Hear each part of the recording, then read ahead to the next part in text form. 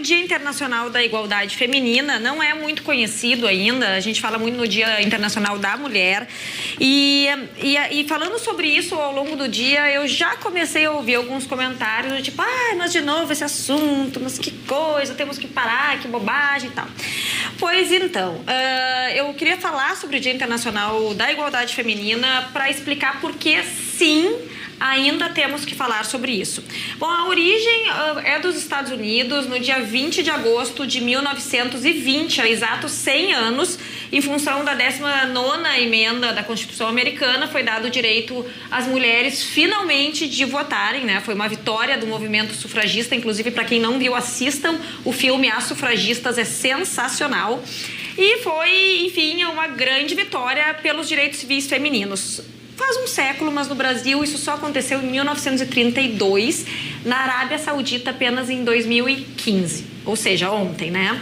Bom, as conquistas são recentes, mas a gente ainda tem no cenário aqui no Brasil muita coisa para se ganhar. Claro, não num programa como o Atualidades Pampa, onde já somos a maioria no dia de hoje, mas o cenário, na sua maioria, não é assim. Vejam só, na política, a fonte é a agência Câmara de Notícias, tá? Segundo o mapa de mulheres na política de 2019, que usou um relatório da ONU, divulgado no mês de março do ano passado, portanto, o Brasil está na posição 134 de 193 países por representatividade feminina no parlamento. Tem só 77 deputadas em um total de 513. 12 senadoras para 81 eleitos. Representatividade feminina no governo atual. Posição 149 de 188 países. A gente está lá no final, né? Apenas 9% de representatividade, de fato, são 2 mulheres para 22 ministros. A média mundial é de 20,7%. Governadoras eleitas no Brasil em 2018, uma de 27.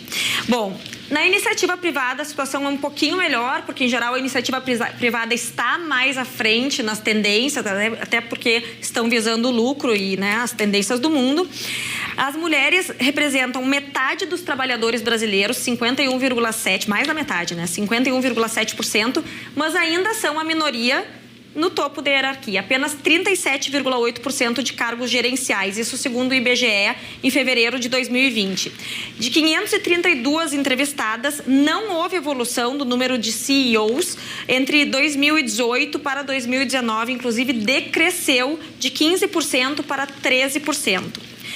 26% das mulheres ocupam cargos de diretoria, ou seja, basicamente 1/4. Isso houve uma melhora, tá? Era de 14% em 2018, foi para 26%. Cargos de vice-presidência, 23% também apenas. Bom, aí a gente chega na hora da grana, né? Diretoras e gerentes ganham o equivalente a 71,3% do que os homens recebem. Também dados do IBGE, ou seja, fazem a mesma coisa e recebem 3/4 do que um homem recebe. Entre profissionais das ciências e intelectuais, a proporção é de 64%, o equivalente do salário de uma mulher para o salário de um homem na mesma posição, tá? Mesmo as mulheres representando 63% destes profissionais.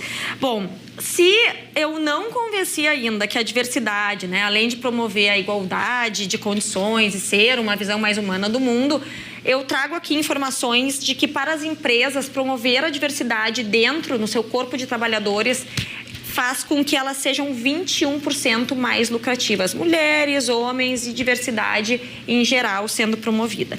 E só para finalizar, tem ainda as empreendedoras, né, gente? 40% das empreendedoras no Brasil se sustentam com os seus próprios negócios. Ainda, vejam, é menos da metade porque muitas dependem de mais renda. Contudo, elas têm menos tempo para cuidar do seu próprio negócio e aí vem a questão do tempo que cada um despende. As mulheres despendem 31,9 horas dos dias úteis por semana nos seus negócios e os homens podem despender 35 minutos por semana. Parece pouco, mas isso representa 10% a mais no tempo do homem disponibilizado para os seus negócios. Em compensação, a mulher tem que trabalhar 25,6 horas por semana dentro de casa, enquanto o homem trabalha 20 horas e 55 minutos por semana.